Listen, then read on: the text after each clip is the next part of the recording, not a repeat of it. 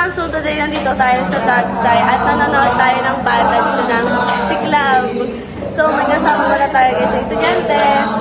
So bata na lang namin kayo guys mamaya. Bye!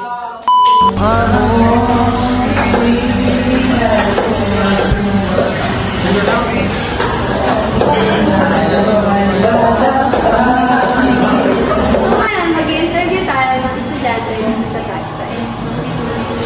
Ito si ate. Ate, para sa'yo, ano ang music industry?